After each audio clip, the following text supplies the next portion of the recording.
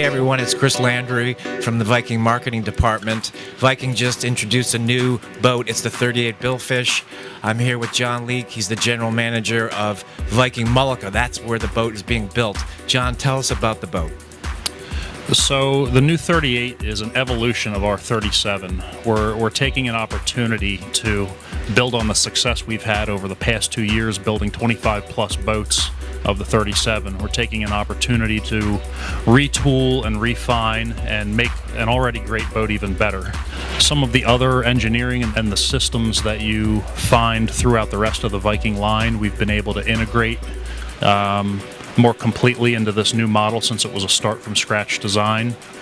And we designed these boats with a philosophy of serviceability first. We want to make sure that the owner can, or the operator can get to everything and fix it if he needs to.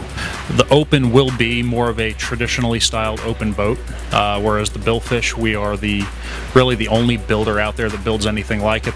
That serves the needs of a lot of different customers. The main difference, of course, the Billfish has a fly bridge, whereas the Open, you operate the boat from the command deck, and of course you can put on a PBT tuna tower.